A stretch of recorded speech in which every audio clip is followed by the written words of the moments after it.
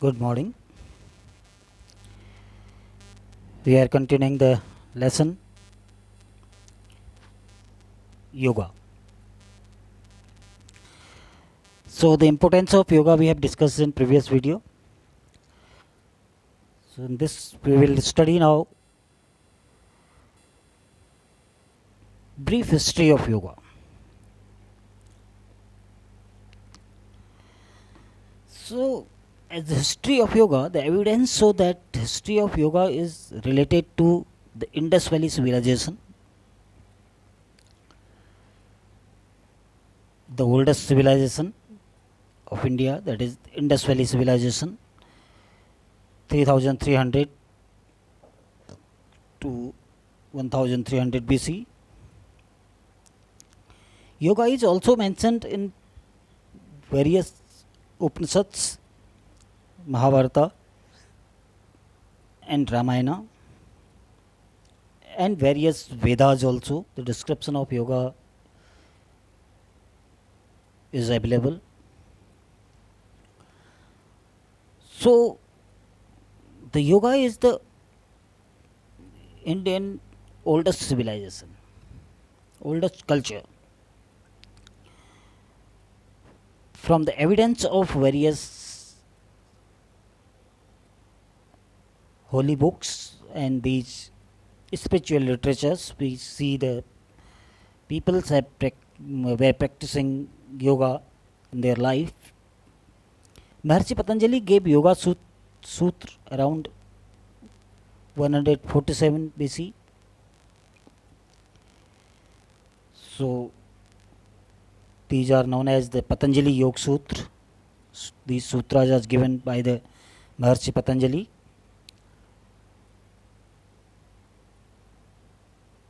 So the yoga is the oldest culture of India. This is the Indian heritage. Yoga is an Indian heritage. It can be said authentically that history of yoga is as old as India's history. Yoga has been the main elements of Indian culture from the ancient period.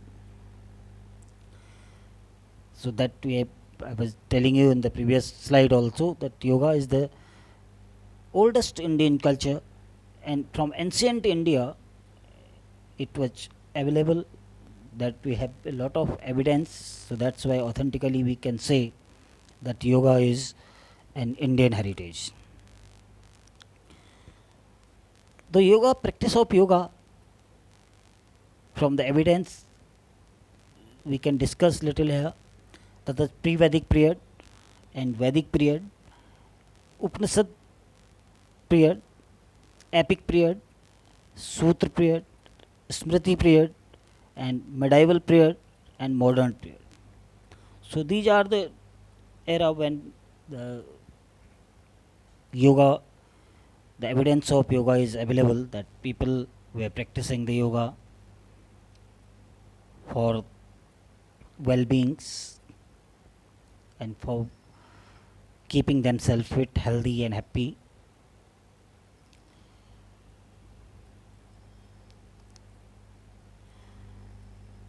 So first we will discuss about pre-Vedic period. Yoga as an Indian heritage. Pre-Vedic period, it is around 3300 to 1300 BC. The excavation of Mohenjo-daro and Harappa in Indus Valley civilization, Indus Valley reveals that yoga was practiced in some form at that time, that period. Idols, statues, and seals excavated are in various yogic postures. So during excavation, then we have seen then various these statues and these pictures are available where the practice of yoga can be seen. In yogic postures are there. So it tells that that time also the yoga was practiced by the people. Then we will see in the Vedic period yoga as an Indian heritage. Vedic period 1750 to 500 BC. Some concept of yoga which were developed later on are seen in Vedas.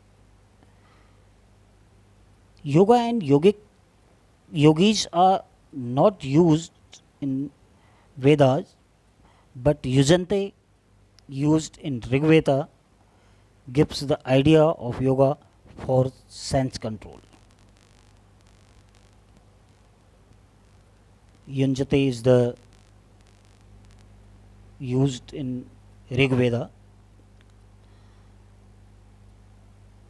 So as we know, 4 Vedas are there. The Vedic period, these Vedas were written, and Rig Veda, Yajur Veda, Sam Veda, and Athar Veda. 4 Vedas are there. So that Rig Veda gives a detail about the yoga and yogis, various yogis, and the people use it for the sense control. Third is then we will see Upanishad period, Upanishadic period. The real basis of yoga is found in Upanishads. Prana and Nadis are important topic discussed in Upanishads. Various yogic practices and their physiological effects are mentioned in Upanishads. So one of the sutra from the Kathopanishad is there, that slok is there. Tam yogmiti manyate sthiram indriyam dharanam apramam tadasta bhavati yogo hi prabhavapyo. This way the various Upanishads are there which describe about the yoga.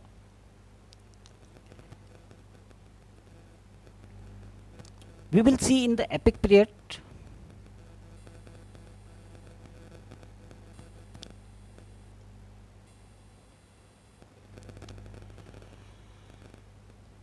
epic period 1000 to 600 BC. Ramayana and Mahabharata are the vital source of information about various type of yogic practices which were used during that period.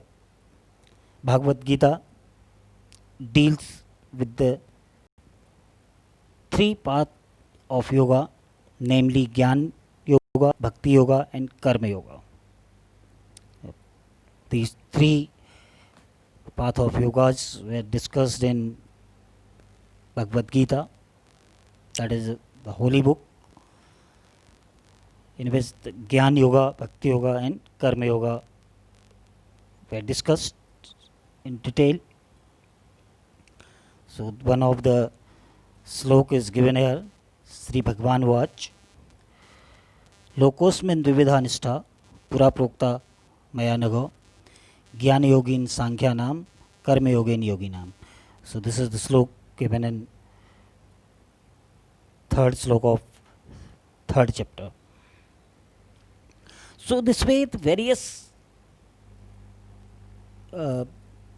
evidence of yogas are there in each period.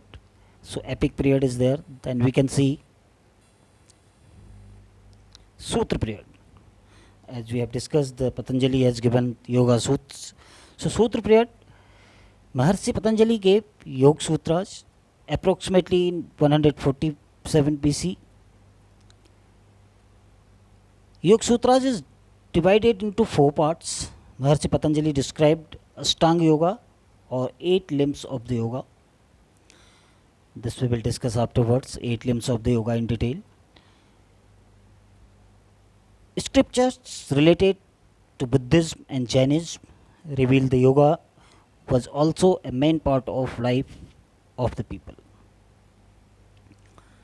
So one of the Yoga Sutra, 29th Yoga Sutra given by the Patanjali, Maharshi Patanjali, it is Yam Niyamasana Pranayam Pratyahar Dharana Dhyan Samadhyo Ashtavangani.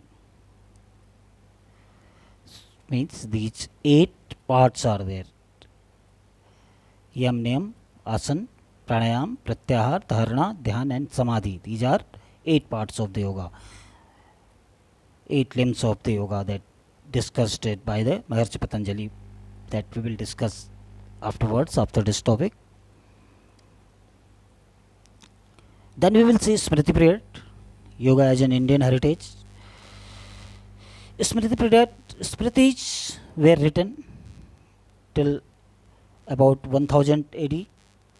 During this period, we find various changes in ideas, beliefs, worship, and customs. Pranayam and other purification techniques were used in many religious rituals. So, in Smritis, also the description of yoga about the pranayam and purification techniques, that yogic kriyas were discussed in detail. So that is another evidence of the Smriti period.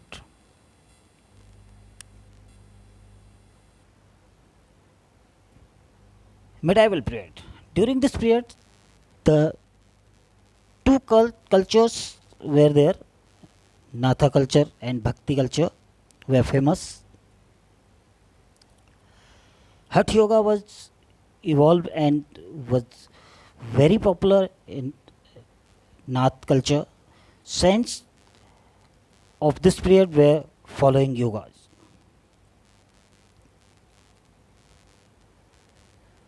So Nath culture and Bhakti culture were very famous. Then in history we can study more about the two cultures, but little I am telling you.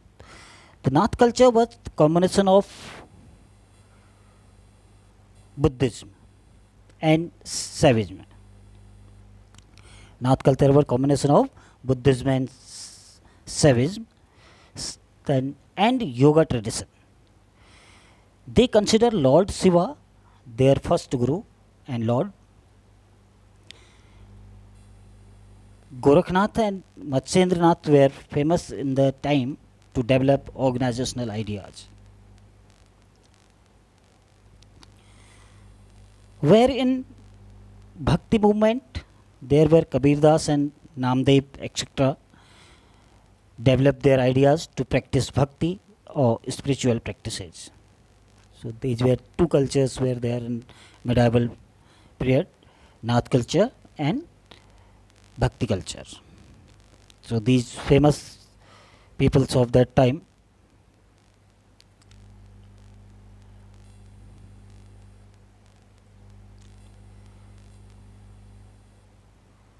Modern period now. Modern period, Swami Vivekanand, Yoganand, Maharshi Raman, C. Aurobindo played important role in spreading yoga out of India.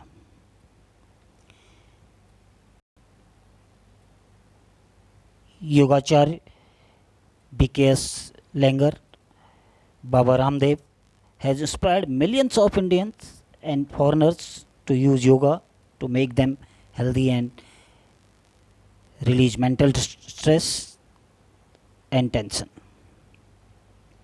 So Baba Ramdev, in the modern time we know very well that for spreading the yoga throughout the world, and we are celebrating International Yoga Day also on the 21st of June. So